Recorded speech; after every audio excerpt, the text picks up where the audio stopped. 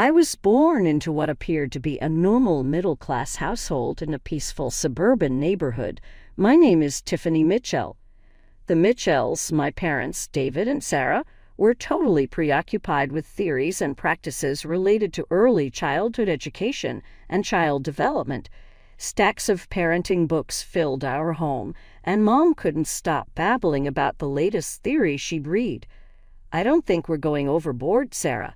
While my mother was having trouble teaching me basic mathematics, I recall my dad asking one night. I had just turned 3.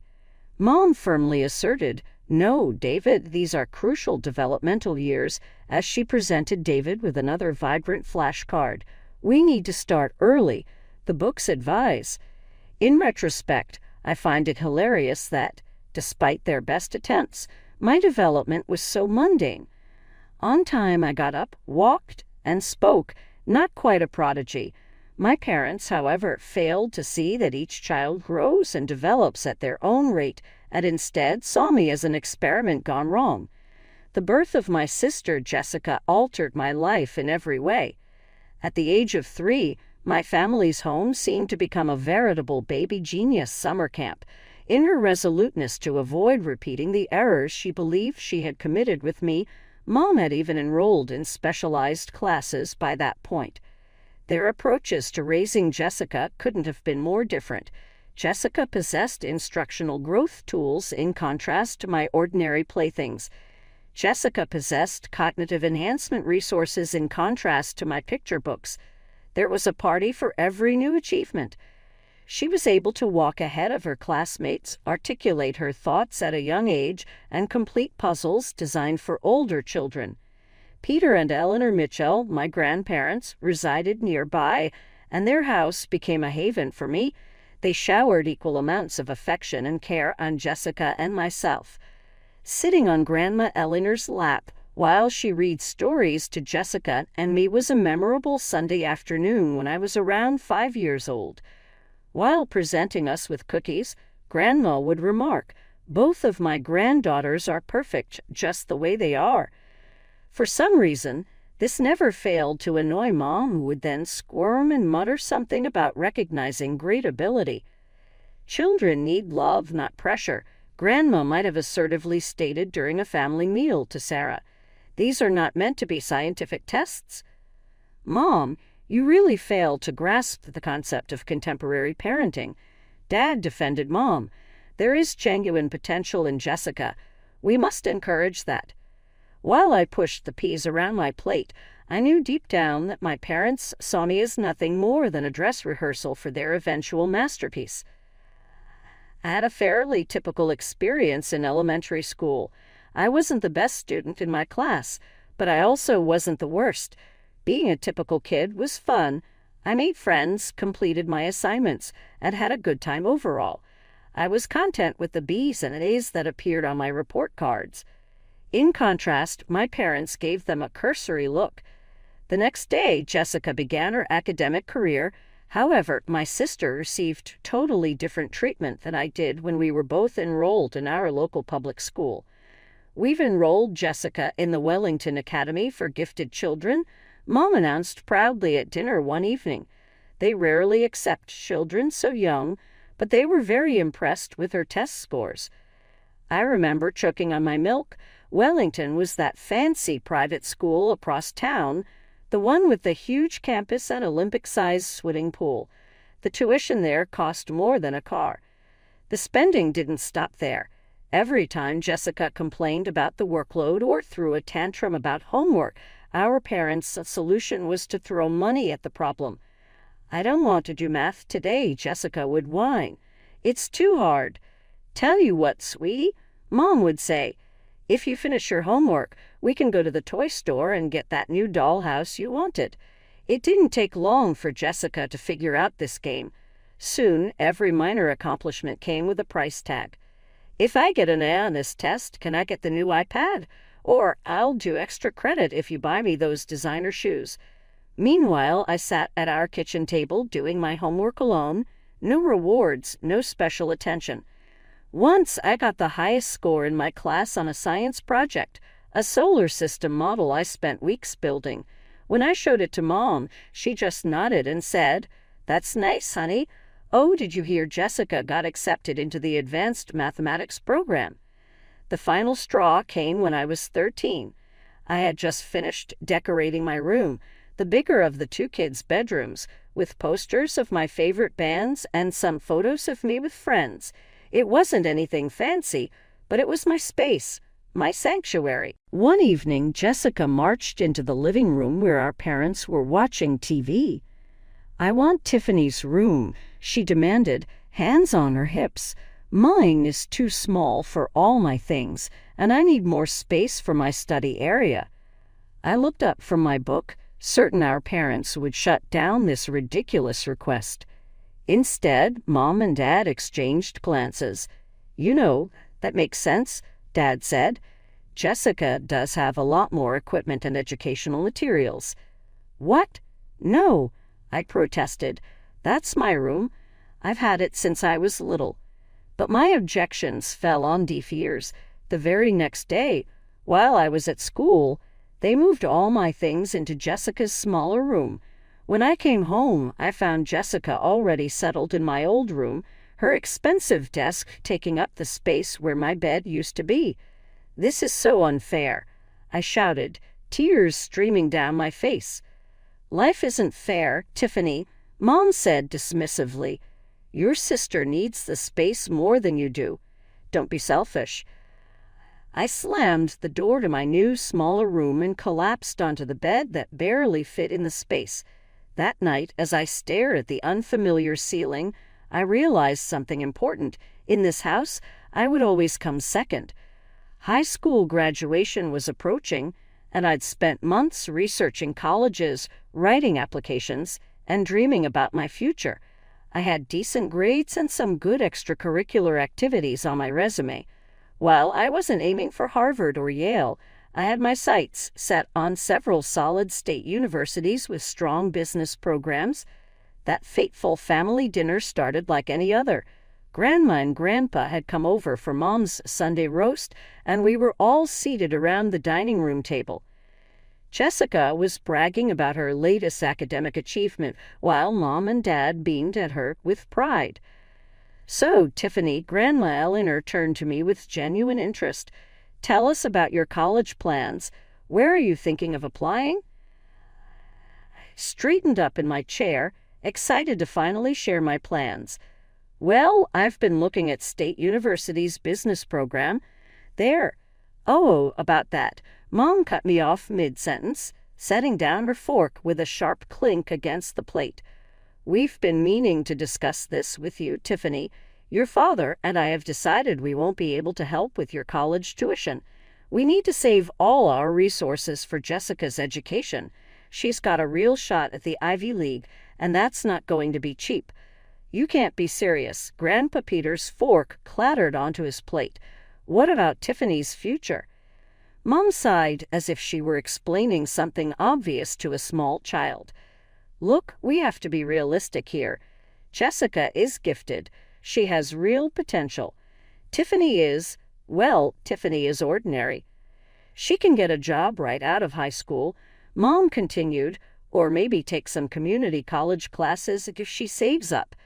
"How dare you?" Grandma's voice shook with anger. "How can you dismiss your own daughter like this?" "Oh, please," Dad snapped, his face reddening. "Let's not pretend here. Tiffany's never shown any exceptional abilities. Higher education would be wasted on her. We're just being practical." I couldn't take it anymore.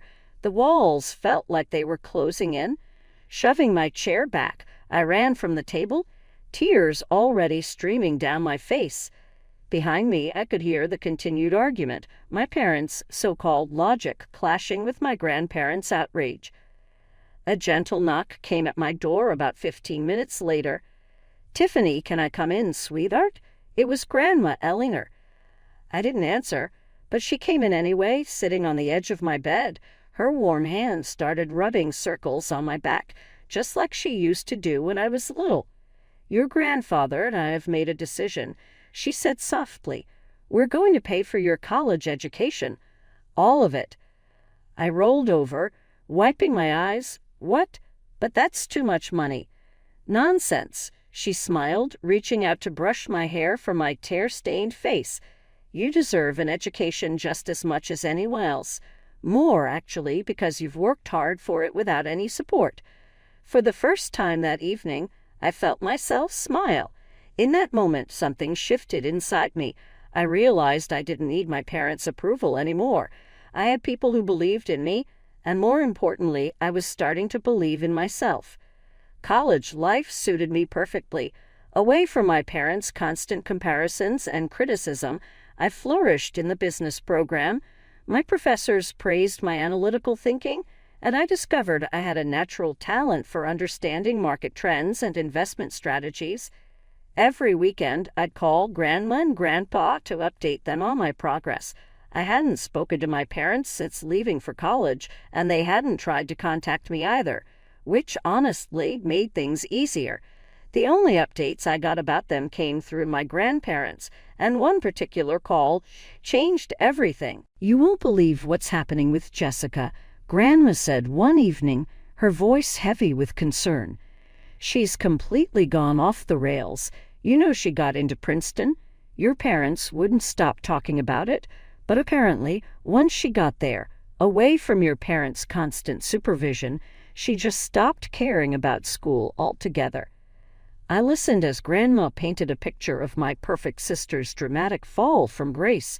Jessica, it seemed, had discovered parties, boys, and the freedom to do whatever she wanted. Her carefully cultivated image as the family genius crumbled in a matter of weeks. "Your mother called me in tears yesterday," Grandma continued. "The dean's office sent them a warning letter. Jessica's barely attending classes, and when she does show up, she's either late or hungover. What are Mom and Dad doing about it?" "Oh, they're beside themselves. They've tried everything, threatening to cut off her allowance, promising her a new car if she brings her grades up, even flying out to Princeton to talk some sense into her, but Jessica just laughs it off." The irony wasn't lost on me. After years of giving Jessica everything she wanted, my parents had created someone who didn't know how to handle responsibility.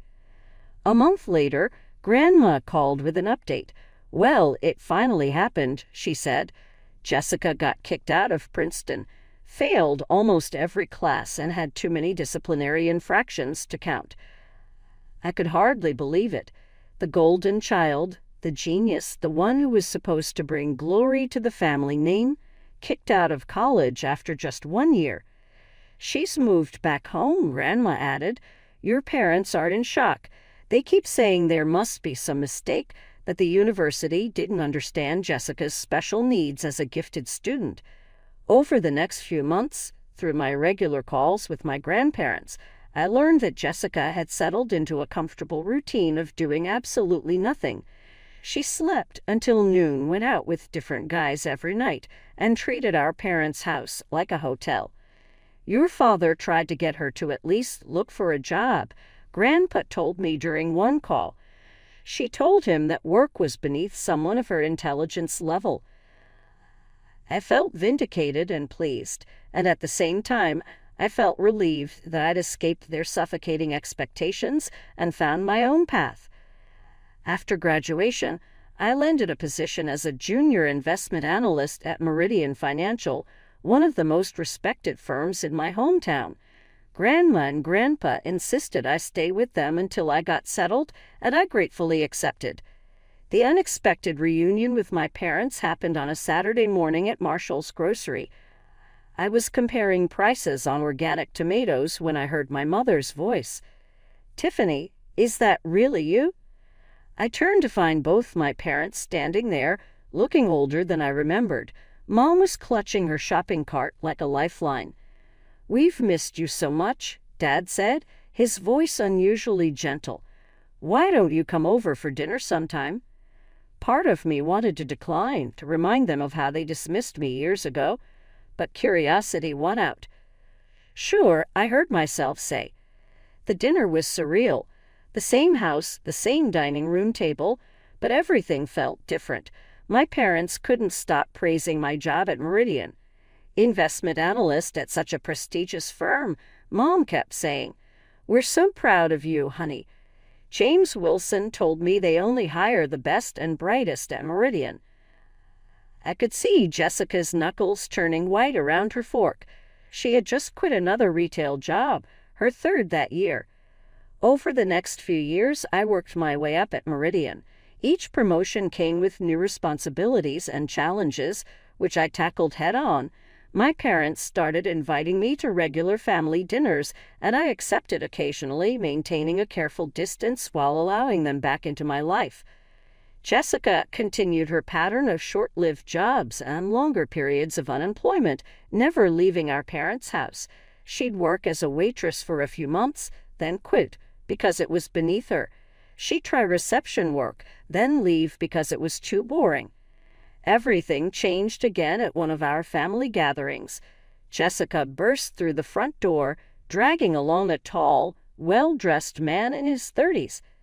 "Everyone, this is Charles," she announced triumphantly, "my boyfriend."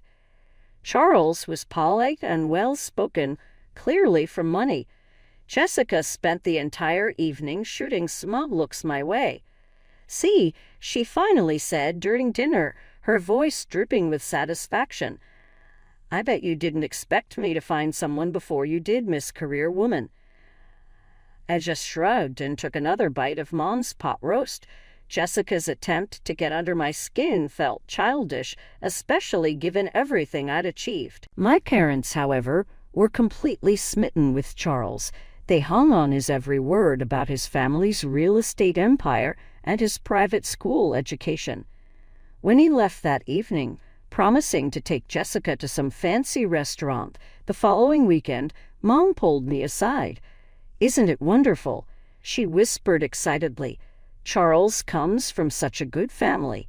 They own half the commercial properties downtown. Jessica's finally found her path to success." I didn't bother pointing out that dating a rich man wasn't exactly a career achievement. Some things never changed. My big break at Meridian Financial came when I spotted a critical error in one of our major investment portfolios. The senior analysts had overlooked a pattern of high-risk investments that could have cost our clients millions. I stayed up 3 nights straight, analyzing data and preparing a comprehensive report. "Miss Mitchell, this is remarkable," Mr. Davidson, our CEO, said during the emergency meeting I had called. "How did you catch this?" I noticed inconsistencies in the risk assessment models. I explained, walking them through my findings. If we redistribute these investments now, we can not only avoid losses but potentially increase returns by 12%. My strategy worked better than anyone expected. Within 6 months, the restructured portfolio showed a 15% increase in returns. Clients were thrilled, and Meridian's reputation soared. I followed this success by developing a new investment algorithm that helped identify emerging market opportunities for our competitors. Then came the day that changed everything. I was called into the boardroom, expecting another routine meeting.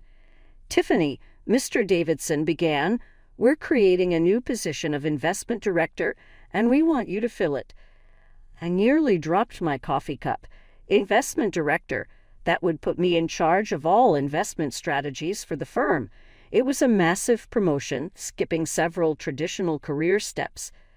The first people I called were Grandma and Grandpa. They were beside themselves with happiness and pride. I shared the news with my parents at our next family dinner. To my surprise, they seemed genuinely excited. "This calls for a celebration," Mom declared. "You must have a party." "I was thinking of reserving a private room at Limon," I said, referring to an upscale restaurant downtown. "I could invite the whole family." "Oh, no," Mom interrupted, waving her hand dismissively. "You should have it here. Your father and I will help organize everything. It will be much more personal, more special. I'll invite all the relatives and order catering from that wonderful place on Oak Street." Her enthusiasm was infectious, and I found myself agreeing. Over the next week, I transferred money to my mother's account for the party expenses, and she kept me updated with regular phone calls. The evening started with such promise. I arrived at my parents' house wearing my favorite black cocktail dress and pearl necklace, a graduation gift from my grandparents. The house was beautifully decorated with fresh flowers on every surface and elegant place settings at the dining table. The caterers had outdone themselves, and the aroma of gourmet food filled the air. Family members were already there, mingling in small groups. My grandparents gave me warm hugs. Aunt Susan kissed my cheek. Uncle Robert patted my shoulder. Jessica was holding court in the living room, wearing a stunning blue designer dress with Charles by her side in an expensive suit. Once all the guests had arrived, we gathered around the large dining table. I stood up, champagne glass in hand, ready to make my announcement. "I'd like to thank everyone for coming tonight," I began. "Oh, sweetie, let me—" Mom jumped up, cutting me off mid-sentence. Her voice was almost singing with excitement, but not for the reason I expected. "We've gathered here today," she announced, beaming at the assembled family members, "to celebrate a wonderful occasion. Our beautiful Jessica and her wonderful Charles are engaged to be married." The room erupted in gasps and congratulations. Jessica pretended to blush while showing off a massive diamond ring I hadn't noticed before. Charles smiled proudly beside her. I fell back into my chair, my champagne glass nearly slipping from my numb fingers. This couldn't be happening. The party I had paid for, my promotion celebration, had been hijacked for Jessica's engagement announcement. Looking around the table in disbelief, I saw nothing but genuine happiness on everyone's faces. Even my grandparents were smiling and congratulating the happy couple. That's when it hit me. None of them knew this was supposed to be my celebration. My parents had invited them to an engagement party, not a promotion party. My chair scraped against the floor as I stood up, anger burning in my throat. But before I could say anything, I felt my father's iron grip on my wrist. He pulled me close, his smile never wavering for the benefit of the guests, but his whispered words were ice cold. "Don't you dare make a scene," he hissed through clenched teeth. "If you ruin this for your sister, we'll cut you off completely. No inheritance, no family, nothing. Sit down and smile." I yanked my hand away from my father's grip. "No," I said, my voice cutting through the cheerful chatter. "Everyone needs to know the truth." The room fell silent. Jessica's smug smile froze on her face. "This party," I continued, my voice growing stronger, "was supposed to be celebrating my promotion to investment director at Meridian Financial. I paid for everything. The food, the decorations, all of it. My parents took my money and turned my celebration into an engagement party for Jessica without telling me." Gasps and whispers filled the room. Aunt Susan's hand flew to her mouth in shock. "That's not true." Mom tried to interrupt, her face flushing red. "Tiffany, stop this nonsense right now." "Show them the invitation, Aunt Susan," I said calmly. "What does it say?" Aunt Susan fumbled in her purse and pulled out the cream-colored card. It says, "Join us in celebrating the engagement of Jessica Mitchell and Charles Aldridge." Charles stood up slowly, his face darkening. "You told me this was a family dinner where you'd announce our engagement," he said, looking at Jessica. "You never said anything about stealing your sister's celebration." "Charlie, baby, let me explain," Jessica started, but he cut her off. "No, I've seen enough." He turned to me. "I'm sorry, Tiffany. I had no idea." Then he looked back at Jessica. "This engagement is off. I won't be part of a family that treats people this way." "Look what you've done." Jessica shrieked at me as Charles walked out. "You've ruined everything. You're just jealous because I found someone and you're still alone." "Jealous?" I laughed incredulously. "I'm the investment director of a major financial firm. I don't need to steal someone else's party or trap a rich man into marriage to feel successful." "That's enough," Dad roared, standing up. "You've gone too far, Tiffany. You're no longer part of this family. Consider yourself disinherited." "Fine by me," I said, But before I could continue, Grandpa's voice boomed across the table. "Actually, David," he said, standing up with Grandma, "your inheritance won't matter much. Eleanor and I have already changed our will. Everything we have is going to Tiffany." "What?" Mom gasped. "The only person in this family with any integrity is her," Grandma said with a stern voice. "You've shown your preference for Jessica over Tiffany for years, and we've seen it. Enough is enough." After that, the night turned into an absolute disaster. Family members started to flee in a state of embarrassment. My parents stood there in stunned silence as Jessica fled upstairs, sobbing. I confidently gathered my belongings and made my way to the door, my head held high. Saying goodbye, I turned away from the mirror. "Don't contact me again." 13 months have passed since then. Since that night, I have avoided communicating with my parents and Jessica. Word on the street has it that Jessica has not left her hometown as she is still resentful of Charles and his fortune. On 1 or 2 occasions, my parents attempted to contact me, but I had already blocked their numbers. But my grandparents are still my pillars. On Sundays, we all sit down to eat, and they are far prouder of my accomplishments than my parents were. Looking back, I see that night as the most fortunate thing that could have occurred to me. It liberated me from the burden of seeking validation from individuals who would never genuinely offer it. Just last week, Meridian Financial made me their youngest chief executive officer. Grandpa cracked open a bottle of champagne he'd been hoarding for an important day, and Grandma sobbed joyful tears as I told them. "To authenticity," said he, "and to finding your own path." Smiling, I lifted my glass to the sky. It had finally happened. I had arrived at my destiny.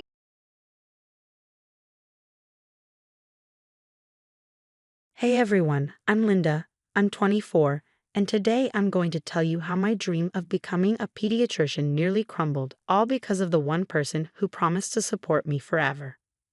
Have you thought about maybe taking a break from school? Matthew's question hung in the air over dinner. I froze, my fork suspended mid-air, instantly recognizing that manipulative tone he developed lately. "We've discussed this before," I replied, keeping my voice steady. "I'm not taking a break when I'm doing so well."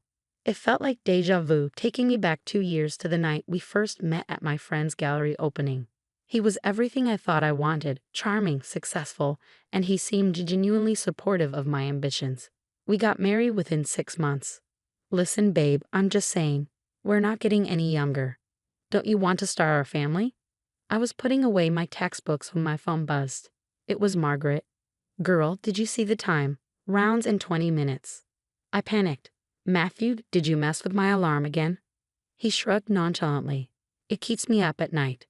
"That's the 3rd time this week," Margaret muttered when I arrived, rushing to the hospital.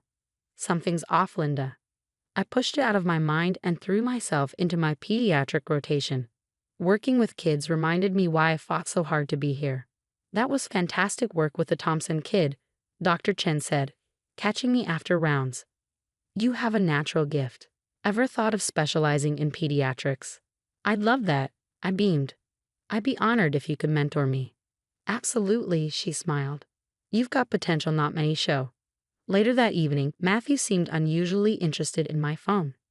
"Who's this Dr. Chen you're always texting?" he asked casually. "She's my mentor." "But wait, how do you know I'm texting her?" "I saw the notification," he said. I frowned. My phone was in my bag across the room. "You've been checking my phone." "Can you blame me?" His voice rose. "You're always at the hospital or studying. How do I know what you're really up to?" "I'm doing what I've always done, Matthew, pursuing my dream of becoming a doctor. You used to support that." "That was before I realized how much it would take you away from us," he snapped, his eyes darkening. "From our future family." Later, in our shared office, I noticed my laptop was open. I always closed it. Checking a browser history, I found searches I never made. He had been monitoring everything.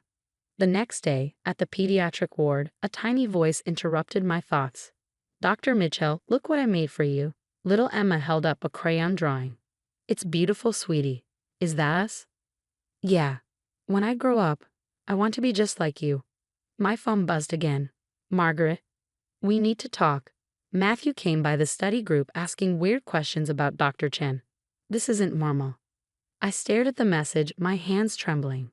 The sweet man who swept me off my feet 2 years ago was disappearing, replaced by someone I barely recognized. I came home to find shredded study materials scattered across the floor. My laptop screen was shattered, the hard drive ripped out. What happened here? I asked, my voice shaking. Oh, those old papers. Matthew's tone was infuriatingly casual. I was cleaning up. They looked like trash. Those were my annotated study guides. My finals are next week, and my laptop. Maybe if you put as much effort into us as you do into your books, things wouldn't be falling apart, he snapped. Desperate, I called Margaret in tears. I don't know what to do. Finals are next week. Get over here now, she insisted. I've got your cloud backup from our last study session. But Linda, something's seriously wrong. As I grabbed my coat, Matthew's brother Andrew blocked my way. Listen, princess, my brother works hard to give you this life. Know your place and drop this doctor fantasy. Get out of my way, Andrew, or you'll regret it. At Margaret's place, things went from bad to worse. Your joint account is empty, she showed me, holding up her phone. That's impossible, I stammered. My student loan refund was just deposited. Together, we scrolled through months of withdrawals I hadn't made. My hands shook. The next day, Dr. Chen found me crying in the conference room. Here, she said softly, handing me a card. This is a number for a women's resource center. And Linda, this isn't your fault. He was so different when we met, I whispered, tears streaming down my face. Take this, she pressed a small notebook into my hands. Document everything, times, dates, witnesses. My phone buzzed with a message from an unknown number. Is this Linda? I'm Rachel, Matthew's ex-girlfriend. My heart skipped a beat. How did she get my number? Margaret found me, Rachel explained. Listen carefully. Matthew did the same thing to me 3 years ago when I was in law school. What do you mean? I asked, dread pooling in my stomach. He destroyed everything, my notes, my laptop, even my relationships. He kept saying a wife shouldn't have a career. I lost my scholarship because of him. Why are you telling me this now? Because I wish someone had warned me. Check the storage unit on 5th Street, Unit 3177. You'll find proof of what he's really been doing with your money. That night, I started a secret video diary on a new phone Margaret got for me. Day 1 of documentation. Found my study materials destroyed. Time 7:30 p.m. Witness, Margaret Parker. As I was recording, I heard the front door key turn. Quickly, I hid the phone under a pile of clothes. Matthew walked in, eyes cold and unfeeling. Still upset about those papers, he sneered. A real wife would be more concerned about why her husband had to destroy them in the first place. I forced a smile, keeping my voice calm. You're right, Matthew, I'm sorry. He gave me a smile, but it didn't reach his eyes. See, was that so hard? Now let's talk about quitting school. I nodded along, Rachel's warning echoing in my mind. One way or another, I was going to find out what was in that storage unit. The next day, I made my way to the storage facility on 5th Street. Unit 3177 was packed with boxes of real estate documents. My hands trembled as I flipped through files, falsified loan applications, forged signatures, illegal property transfers. I've been trying to track these down for months, a voice behind me said, making me jump. I turned to see a man in a suit. I'm Michael Thompson, Matthew's business partner. Those files prove he and his brother Andrew have been running a massive fraud scheme. How long have you known? I asked, my heart racing. Long enough to build a case, but I need your help, he said, his voice urgent. The FBI is interested, but they need more evidence. You can get it. I returned home, determined to act like everything was normal. Maybe you're right about medical school, I told Matthew, feigning defeat. Finally seeing sense, he said, a smug grin spreading across his face. I knew you'd come around. That night, I found my stethoscope snapped in half on the bed. Consider it motivation to quit, Matthew smirked. I dialed Rachel. He's escalating, I whispered. That's how it started with me, she said. He isolated me, destroyed everything I cared about. Don't let him win. Margaret and I began moving my important documents to her place, piece by piece. My birth certificate, social security card, passport. We were being careful, but Matthew was becoming more suspicious. One evening, he caught me packing up my medical books. "What's this? Planning to run?" he demanded, eyes blazing. No, I was just. He slammed his hand against the wall beside my head.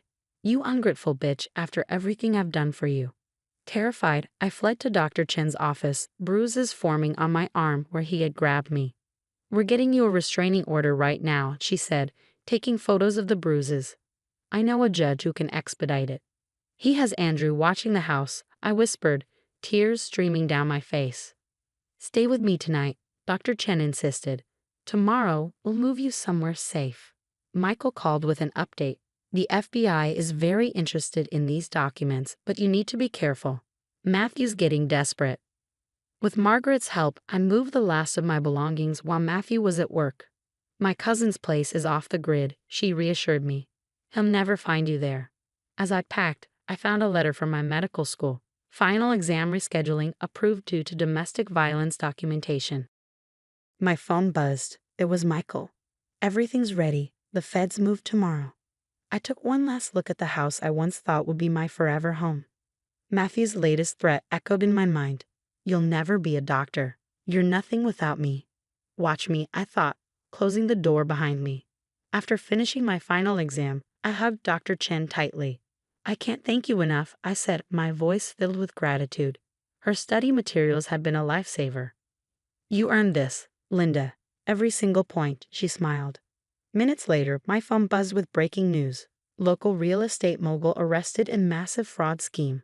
Matthew's mugshot filled the screen. "It's over," Michael texted. "FBI just raided the office. Andrew tried throwing Matthew under the bus, offered to testify against him." "What happened?" I asked. "Andrew thought he could save himself, but he ended up implicating himself even more. They're both going down." The next call was from Rachel. "Linda, I testified about everything: the abuse, the sabotage, the financial manipulation. 3 other women came forward too." Weeks later, Margaret read the sentencing report aloud. 15 years for Matthew: fraud, tax evasion, and financial abuse. Andrew got 8 years. Both had their real estate licenses permanently revoked. The feds seized everything: houses, cars, bank accounts. Standing in my graduation gown, I could hardly believe it. Top of my class, with a residency at Boston Children's Hospital waiting for me. "This is for you," Rachel said, handing me an envelope. Inside was her law school acceptance letter. "I'm going back. You inspired me." Dr. Chen approached, surrounded by a group of students. "Linda, meet our first support group for students facing domestic challenges. Would you share your story?" "Of course," I replied. Looking at their faces, I saw my past self, scared but determined. Michael had transformed the real estate business, making it entirely legitimate. "Your case helped us clean house completely," he told me one day. Then a letter arrived at the hospital with a prison return address. Matthew's handwriting was unmistakable. "My dear Linda, I'm so sorry for everything." I dropped it in the shredder without reading further. Down the hall, my pediatric patients were waiting. "Dr. Mitchell, guess what?" Little Emma, now cancer-free, ran up to me. "I got accepted to pre-med." "That's amazing." I hugged her, remembering the drawing she had given me years ago. Later, Dr. Chen appeared in my office doorway. "Ready for the domestic violence awareness panel?" "Always," I replied, grabbing my white coat, the one with Dr. Linda Mitchell, pediatric oncology, embroidered on it. I looked at my reflection and saw no trace of the frightened woman I'd once been. Matthew tried to bury me, not realizing I was a seed. Now I had bloomed, helping others grow through their own storms while he rotted in a cell of his own making. My new office overlooked the hospital garden, where I counseled students dealing with toxic relationships. "Your abuser's biggest fear," I always told them, "isn't that you'll leave. It's that you'll thrive without them." So what would you do if your toxic partner tried sending you an apology letter from prison?